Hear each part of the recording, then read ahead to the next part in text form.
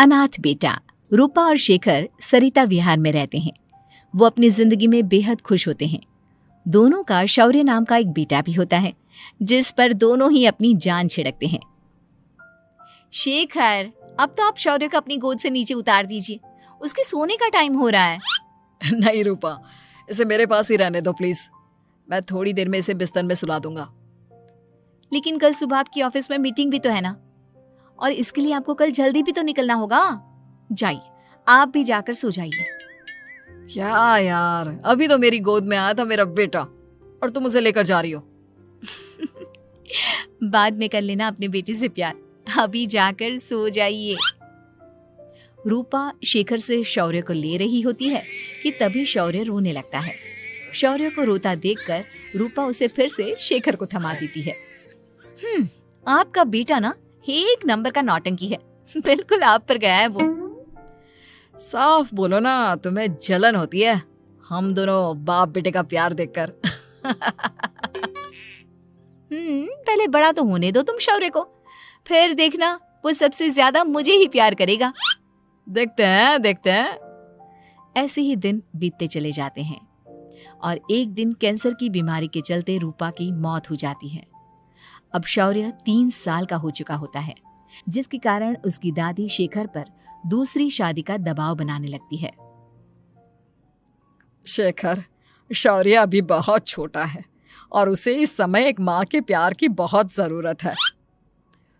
माँ, मुझे दूसरी शादी नहीं करनी। क्या पता जो दूसरी औरत आएगी वो मेरे बेटे को एक माँ का प्यार दे या ना दे।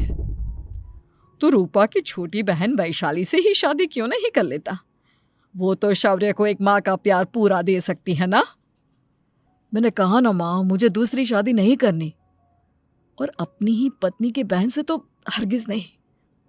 ऊपर से अगर रूपा देख रही होगी तो वो क्या सोचेगी?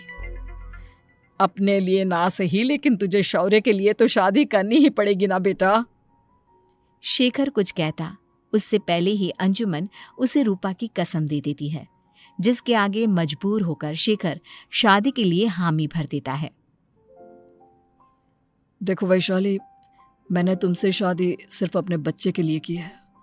मैं चाहता हूं कि तुम उसे एक माँ का भरपूर प्यार दो। शौर्य, आपके साथ साथ मेरा भी कुछ लगता है।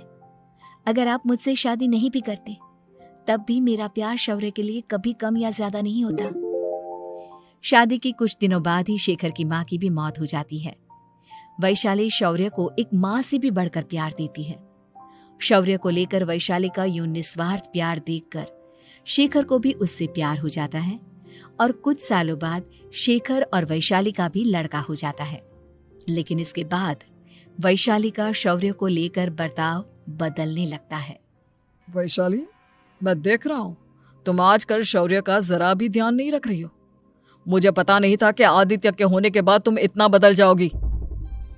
आदित्य मेरा अपना सगा खून है और शौर्य दीदी का, फिर मैं दोनों में अंतर कैसे नहीं करूं? माँ भले ही दोनों की अलग अलग है, लेकिन पिता तो एक है ना। अगर मुझे पहले पता होता कि तुम इतनी जल्दी बदल जाओगी तो मैं कभी तुमसे शादी ही नहीं करता। हाँ, तो किसने कहा था आपसे मुझसे शादी करने के लिए? मैं थोड़ी ना आई थी आपके पास, आपकी माँ ही आई थी मेरे घर आपका रिश्ता लेकर।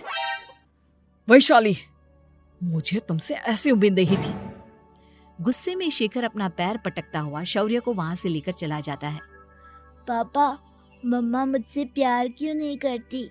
क्या मैं उनका सगा बेटा नहीं हूँ इसलिए मुझसे प्यार नहीं करती? मम्मा नहीं करती तो क्या हुआ बेटा, पापा तो करते हैं ना आपसे प्यार। कुछ दिनों के बाद, आज तुझे खाना पीना कुछ नहीं मिलेगा, चल चुपचाप से अपने रूम में जाकर सो जा। माँ, अब भाई को खाना क्यों नहीं दे रही हो? बेटा तू आराम से खाना खा, इस नालायक की चिंता मत कर। एक दिन खाना नहीं खाएगा तो मर नहीं जाएगा ये। अगर भैया नहीं खाएंगे तो मैं भी नहीं खाऊंगा। तू अपने भाई का भक्त क्यों बन रहा है? ये तेरा सौतेला भाई है, सगा नहीं जो तू लक्ष्मण बन रहा है। माँ, आपको इतना भी नहीं मालूम? श्री राम और लक्ष्मण सगे भाई नहीं थे। श्री राम माता कौशल्या और लक्ष्मण माता सुमित्रा की कोख से जन्मे थे। दोनों के सिर्फ पिता एक थे लेकिन माँ अलग थी। मुझे ज्यादा ज्ञान देने की जरूरत नहीं है, ये सतयुग और त्रेता युग नहीं है, समझे? आया बड़ा भाई का चमचा। इतना कहकर वैशाली वहां से चली जाती है। जिसके कुछ टाइम बाद शिखर वहां आता है और आदित्य उसे सारी बात बताता है। मुझे माफ कर दो शौर्य, तुम्हारी माँ के जाने के बाद मुझे दूसरी शादी का फैसला करना ही नहीं चाहिए था। अगर मैं दूसरी शादी नहीं करता तो शायद आज तुम्हारी ये हालत ना होती। नहीं पापा, अगर आप शादी नहीं करते तो मुझे आदित्य जैसा छोटा भाई कभी नहीं मिलता। थैंक यू मुझे इतना अच्छा भाई देने के लिए। तुम दोनों हमेशा ऐसे ही साथ रहना, फिर कोई भी तुम दोनों का कुछ नहीं बिगाड़ पाएगा। चलो मैं तुम दोनों को आइसक्रीम खिला कर लाता हूँ, बहुत भूख लग रही है ना। शिखर शौर्य और आदित्य को आइसक्रीम दिलाने लेकर जाता है। वो दोनों को पार्क में खड़ा करके आइसक्रीम लेने जा ही रहा होता है, तभी तेज रफ्तार से आती हुई एक गाड़ी उसे कुचल देती है और उसी पल शेखर की मौत हो जाती है, जिसके बाद शौर्य की जिंदगी नर्क से भी बदतर हो जाती है। सुन रे चिरकुट, इस घर के किसी भी सामान को मेरी मर्जी के बगैर हाथ मत लगाना। इन सब पर अब तेरा कोई हक नहीं है, समझा? ठीक है माँ, मैं आपकी इजाजत के बगैर किसी चीज को हाथ नहीं लगाऊंगा। चल जाकर अब पूरे घर की सफाई कर। महज 7 साल का शौर्य वैशाली के कहने पर अपने नन्हे नन्हे हाथों से पूरे घर की सफाई करने लगता है। ऐसे ही दिन बीतने लगते हैं, लेकिन मासी से माँ बनी वैशाली को उस मासूम से बच्चे पर जरा भी तरस नहीं आता। क्यों शौर्य, ये घर में इतनी गंदगी कैसे हो रही है? ढंग से सफाई नहीं की है क्या तूने? माँ मैंने तो अच्छे से सफाई की थी, लेकिन आदित्य बार बार इधर उधर चलकर गंदा कर देता है। अच्छा, खुद से एक काम ढंग से नहीं होता और अपनी गलतियों का जिम्मेदार मेरे बेटे को ठहराता है।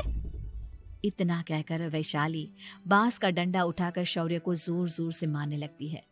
तभी वहां वैशाली के मायके वाले भी आ जाते हैं और उसकी सारी करतूतें देख लेते हैं। माँ मैं ऐसा क्या करूं जिससे आप मुझे भी आदित्य के जितना प्यार करोगी? बोलिए ना माँ, मेरे क्या करने से आपके अंदर मेरे लिए ममता जागेगी? वैशाली शौर्य की एक नहीं सुनती, उसके ऊपर डंडे बरसाती जाती है। हद पार होते देख वैशाली की माँ उसका हाथ पकड़ती है और जोर से उसे थप्पड़ मारती है। यही सब करने के लिए तूने दामाद जी से शादी की थी? हमने सपने में भी तुझसे ऐसी हरकत की उम्मीद नहीं की थी। तू माँ नहीं, माँ के नाम पर एक धब्बा है। बस कीजिए माँ, आदित्य के इस दुनिया में आने से पहले मैंने इसे बहुत प्यार किया था, लेकिन अब जब मेरी खुद की औलाद है तो मैं किसी और के बच्चे से प्यार क्यों करूं? अरे नालायक औरत, जिसे तू किसी और का बच्चा कह रही है वो तेरी खुद की सगी बहन का बच्चा है। बहन है तो क्या हुआ, मेरे अपने बच्चे से बढ़कर तो नहीं हो सकता ना ये कभी। अगर यही बात थी तो तू हमें पहले बता देती, हम शौर्य को अपने साथ ले जाते।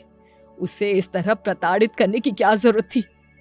अगर आपको लेकर जाना है ना तो ले जाइए इसे, मैं नहीं रोकूंगी। नहीं माँ, मुझे कहीं नहीं जाना, मुझे आपके साथ ही रहना है। मैं तेरी कोई माँ बाबा नहीं हूँ, तेरी माँ मर चुकी है, समझा?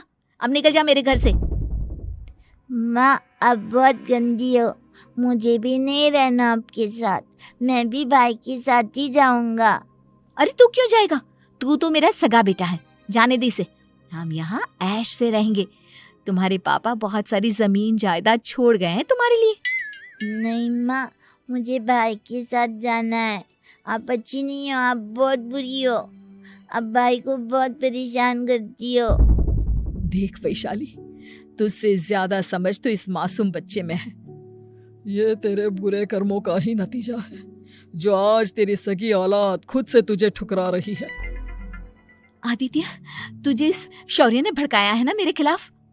नहीं माँ, मुझे किसी ने भड़काया नहीं, पर मैं सब देखता हूँ, सब समझता हूँ। भाई बहुत अच्छा है, वो आपकी जैसा नहीं है। चलिए नानी। इतना कहकर वैशाली के मायके वाले आदित्य और शौर्य को अपने साथ ले जाते हैं और इस तरह वैशाली बड़े से घर में अकेली पड़ जाती है। 2 बेटों के होते हुए भी आज उसे माँ कहकर बुलाने वाला कोई नहीं होता।